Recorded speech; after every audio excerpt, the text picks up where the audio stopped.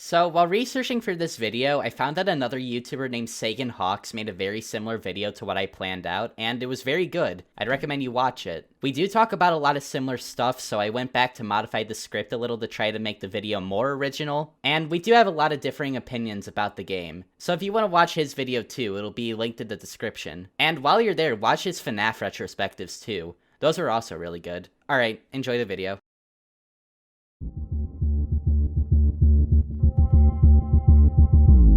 On November 16th of 2004, Valve was in the midst of releasing the second title of their Half-Life series, appropriately titled Half-Life 2. This game would go on to revolutionize the boundaries on how video games can look, feel, and play.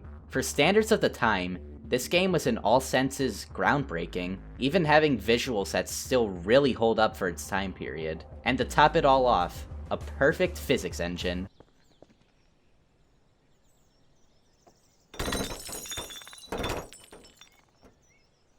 Well, almost perfect physics engine. But for what Valve was able to pull off in 2004, Half-Life 2 is still regarded as one of the best games of all time. And something that makes Valve pretty special is the community that's been able to build with its fans. One thing Valve is pretty open with is the sharing of their ideas and engine. Just think of the most popular Valve games today. The majority of them start off as mods of Half-Life. Even Half-Life itself can arguably be considered a mod, as it runs on a modified version of id Software's Quake engine, Gold Source. Needless to say, Valve as a company is, and always has been, about building off the foundations of what already exists. And Valve is pretty fair with this idea. They let a lot of people create amazing games with their two engines. The Stanley Parable, Black Mesa, Cry of Fear, hell, even very recently with Portal Reloaded, just to name a few. In retrospect, it is impressive that an engine which was released almost 17 years ago is still relevant today and holds up extremely well. A lot of these games even still have sizable followings, some of them even getting the wider recognition they deserve. But none of them can come close to arguably the most important third-party source game to date. A game that takes everything from the source engine and lets you do virtually whatever you want with it. And on a December evening of 2004, a lone indie developer playing around with Half-Life 2 would create a mod that would go on to become its own standalone game, become the 4th highest selling PC game ever, and most importantly, become a game that is still played, loved, and remembered as one of the best sandbox games of all time. This is Garry's Mod, the other sandbox game that defied a generation.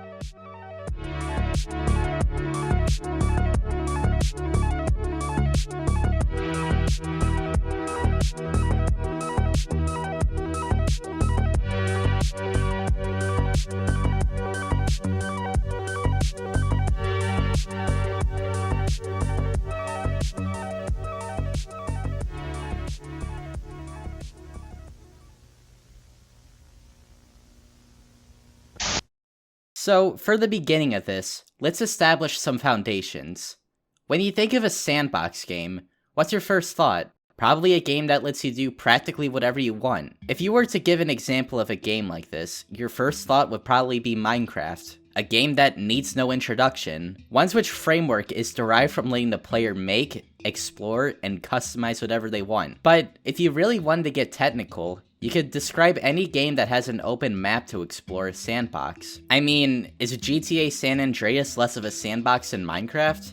Not really. But I personally feel that games that defy the genre of sandbox are ones that are not restricted in any of its elements. Usually, these types of games let you do whatever you want, however you want. Most of the time, narratives are not attached to these types of games. And if there are, it's usually just used as a vessel to justify your actions in said world, or little things that you could find in gameplay to create your own backstories with. Of course, Minecraft being a great example of this. Now, I know some people may take an issue with me comparing Minecraft to Gmod, but I wanted to give examples of other sandboxes that also influence the evolution of this genre.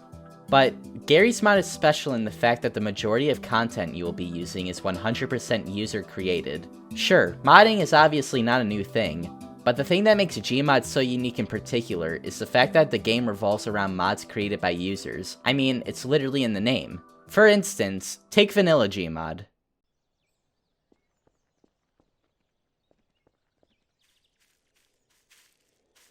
It isn't the most entertaining thing in the world.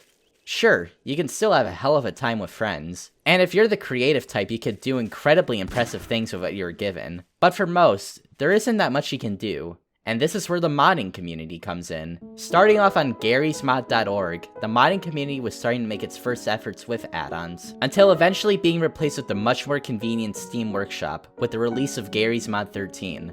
But I feel we're getting ahead of ourselves. Let's see how we got to this point. After dropping out of college to pursue game development with Face Punch Studios, Garry Newman was developing a game called Face Wound, which was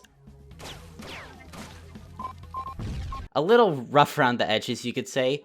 Along with development of this game, Newman was also developing a Half-Life 2 mod on the side. He would start to enjoy development for this Half-Life 2 mod more than Face Wound, so further development for that game was put on an indefinite hiatus. And version 1 of Garry's Mod was released on Christmas of 2004, and actually had sort of a clash with another existing Half-Life 2 mod known as JBmod. If you're unaware, JBmod is a similar Sandbox style mod for Half-Life 2, which was also technically the first Half-Life 2 mod to feature the physics gun, a staple tool of Gmod. The developers of JBmod found this so sinful that they attacked Garry's Mod at any chance they could get. The funniest part of this debate being that the phys gun existed since the Half-Life 2 beta, so technically both of them reinstated the ability to use it into the game. Needless to say, with all the one-sided attacks towards Garry's Mod, and the weirdly sexual imagery of the Half-Life 2 models to promote the mod, when both of them applied to be greenlit on Steam, it was obvious which one would be favored more by Valve. Valve even tried to contact Garry for a commercial standalone release of Gmod, and at the time, Garry Newman even declined. But eventually the two came to an agreement for the game to be released standalone on November 29th of 2006. And with that, the last free version was released, and Garry's Mod started to shape into what the majority of us know it as. Once Garry's Mod got its full Steam release, people were starting to see how big of a potential this Half-Life 2 mod had. Remember how I said you were limited to your resources earlier? Well, completely scratch that because people started to take what was given to them and create amazing things with it. Take the wide world of Garry's Mod Machinima, for example. Garry's Mod has always been used as an outlet for animation ever since it got released, usually looking a little rough around the edges, which does add to the charm and comedy. But there are also a lot of machinimas in Gmod that will have you second guessing if they are made in Source Filmmaker, Valve's animation software. Essentially, machinima are animations made in the software of video games. And, in my opinion, Garry's Mod was built for machinima. There are a lot of great examples of Gmod machinima, but one of the greatest examples of quality machinima come from the late Kitty 0706. I was never really into Gmod machinima or Team Fortress 2 until very recently, but I can tell why this guy was so loved. Team Fabulous 2 was a great and hilarious video that had me second guessing if some of the scenes were made in Source Filmmaker, and even if I wasn't there to experience it, I can see why this guy was so loved in the community, and I know he won't be forgotten anytime soon. Now, on the other side of things, I see a lot of people debate on what was the best era of Gmod. A lot of people will say things like 2012, 2010, I even see people who say the best era was 2006. Personally, if I had to pinpoint when I think Gmod peaked, I would say it had to be around 2014. Just think about it. This is around the time where prominent players in the Gmod community like Vanoss Gaming and Venturian Till started to really blow up. There were also a lot of other people making Gmod content during this time that have been impactful to the game as a whole. Things like Sandbox Funny Moments and game modes like Prop Hunt and Murder started to really peak around this time, and it's mainly for the content that came out of it. Now, to give you some more reasons why I feel this is where Gmod peaked, we need to talk a little bit about game modes. So essentially around 2009, Facepunch hosted an event called the Freda Contest, a competition of several people developing game modes for Garry's Mod using the Freda programming framework. The winner of the competition would get their game mode added to the base game, and if you know anything about Gmod game modes, you can infer that the game mode that won was Trouble in Terrorist Town, also known as Trouble in Traitor Town, also known as TTT. So essentially, Trouble in Terrorist Town was a game mode in which you were a group of terrorists with one traitor among you. The jobs of the terrorists were to figure out who the traitor is and eliminate them, and the job of the traitor was to kill all the other terrorists without getting caught. It's a lot of fun to play, and the communication can lead to a lot of great moments. As well as rounds being relatively fast, it's really hard to get truly bored of. Gmod has a lot of other game modes you can get from the Steam Workshop too. Prop Hunt, Hide and Seek, Murder, Zombie Survival, the list goes on. In total on the Steam Workshop, there is over 4,000 game modes that you could choose from to play, meaning that if you ever get tired of just good old Sandbox, you can always change it up in essentially unlimited ways. Okay, with the side tangent about game modes done, let's get back to my point. The reason why I think Gmod peaked in 2014 has a lot of factors. We discussed my main point being that the Let's Play genre really started to take off at around the time of 2014. Now, there are a lot of people who would disagree with me and say the peak was 2012, which does have a lot of merit to it. Machinima was booming at the time, and in-game content was being made at a record pace. But I feel calling this time period the peak is a little incorrect. I feel a more appropriate title for this era would be the Golden Age, which would have lasted from 2006 to 2013, and right after that would have been the peak. But I feel there is one last point I have yet to make that would classify this era as the peak though. So let's get to that.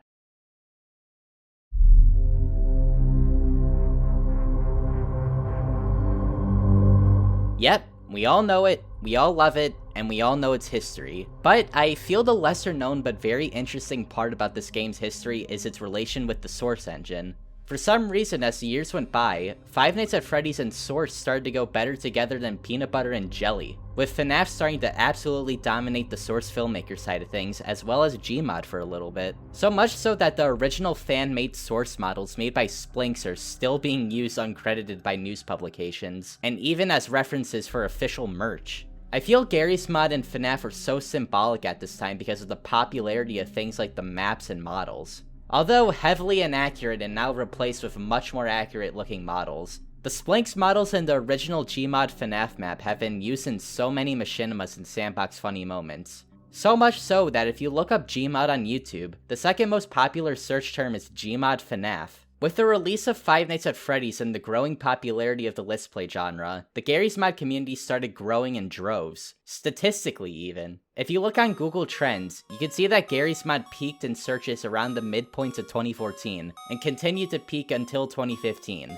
Coincidentally, also peaking around the same time FNAF started to peak in Google searches.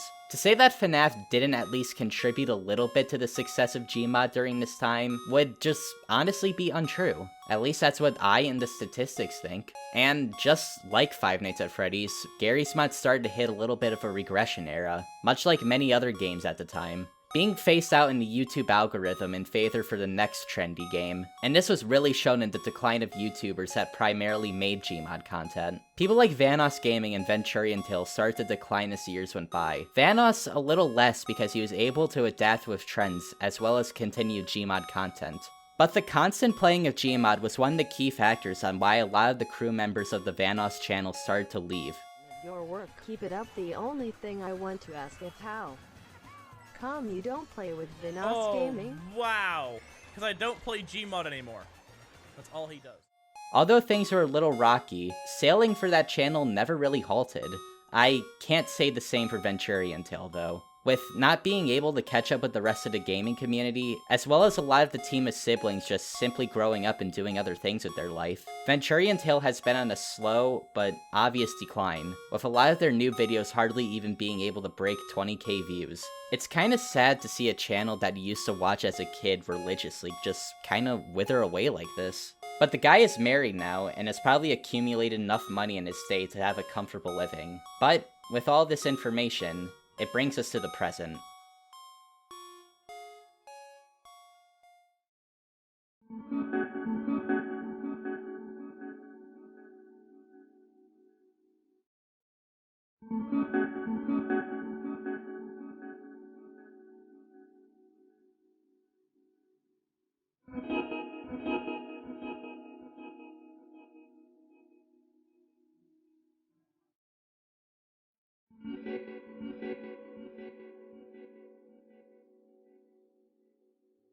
The position of Garry's Mod currently is a little tough to pinpoint. As of recently, Garry's Mod seems to be having a resurgence, a renaissance if you will, much like many other games from the 2010s that have dwindled a little in popularity in the past years. Garry's Mod is slowly starting to reach back to the top, just like Minecraft or Five Nights at Freddy's has been able to do. But unlike those games, I believe the climb back to the top is just the beginning, but in a very different way from its predecessors. Instead of coming back ironically at first, and people starting to genuinely grow back into the series, Garry's Mod is coming back because of the feeling of total isolation the game instates on the player. Whether intentional or not, Garry's Mod single player has this underlying feeling of dread to it, not because of what's in it, but rather the lack thereof. A lot of you are already probably very familiar with that creepy feeling, the sense of isolation Source games can give off. But here's my stance on it. Source was meant to make you feel this way. Portal and Half-Life 2 are designed to make you feel alone, as if there is someone watching you. Sometimes that's even the case. Garry's Mod is so good at portraying loneliness because it takes the already lonely feeling of Source and amplifies it even more with the fact that no matter what you spawn in, no matter what you decide to do, you'll never be able to shake the feeling of it just being lonely. And as a result, we have been seeing a surge in Garry's Mod ARGs in the past year, with legends of creatures like Meaty, a construct figure that summons if you kill certain NPCs in the correct order, or the RP Downtown V2 apparition that can sometimes appear in your game. It all makes you recognize the sense that something may not be right when you boot up your little game of construct. The best part being that in no sense is there even ever a threat, but the idea of one will always put you on edge whenever you decide to stumble into that dark room. Garry's Mod is a game where you're a creator. Everything in the world happens because of you. You are in 100% control all the time. So the possibility of something having more control than you being in your exact game is very strange to think about. Because in Garry's Mod, you aren't a participant of a world. You're its creator. And being a creator is lonely. Unless you're Gunslinger Pro 2009. Garry's Mod has a long, extensive history that would be really hard to cover all in just one video. We still haven't even scratched the surface of things like Dark RP and other really obscure stuff like the G-Man virus or the legend of the Gray Ball. But although this video serves as a recap for Gmod's past, present, and future, I feel there's a lot for you all to discover too. I kinda want this video to serve as a gateway for y'all to do a bit of research into Gmod's extensive history. There's so much in here that it'd be impossible to cover all in simply one video. Maybe an iceberg? Damn it, someone already beat me to that. Oh well. With the past and present out of the way, what is in store for Garry's Mod's future? From what's been shown, it seems very bright. Facepunch and Garry Newman seem to be hard at work at the long-awaited spiritual successor to Garry's Mod titled Sandbox. An interesting fact is that this is what Garry Newman wished he would have named Garry's Mod instead, as the title of the game still being called the mod doesn't really apply to a game that is completely separate from the game it started out on. Sandbox was originally going to be developed for Unreal Engine 4, until the very convenient release of Half-Life Alyx, and along with it, a more optimized version of Source 2, the long-awaited successor to the Source engine. Sandbox has been under wraps with its development, but recently developers have gotten access to a private beta of the game to help develop more of it. If you want more into the development of Sandbox, I'd recommend taking a look at some of G Varados's videos. I'm really hoping Sandbox will be able to live up to the legacy of Gmod, and maybe one day, a whole new generation of creators will look back at Sandbox as fondly as we do Garry's Mod now. In conclusion, Garry's Mod is a masterpiece. The amount of influence a Sandbox mod can have on the gaming community and the internet as a whole is phenomenal. Everything from entertaining funny moments videos to high quality works of animation. Garry's Mod is in all senses a game that inspires people to create. Garry's Mod is more than just a game, it's a tool, and it has been used in so many ways by so many different people. And over time, tools do get a little dull, but that's okay, because as long as there's someone out there willing to sharpen it back to prime performance, it can never really become useless. And this is why I believe Garry's Mod helped define a generation.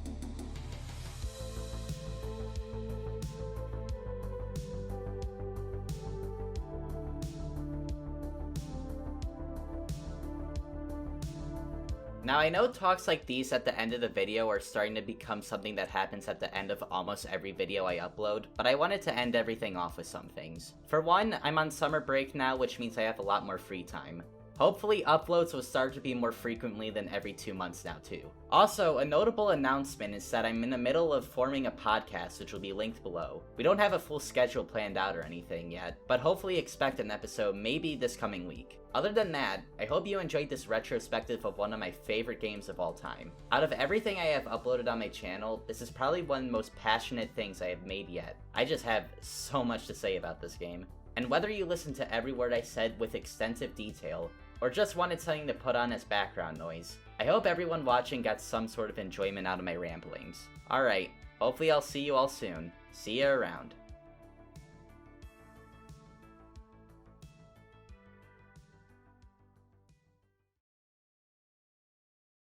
You didn't have to cut me off. Now we were nothing.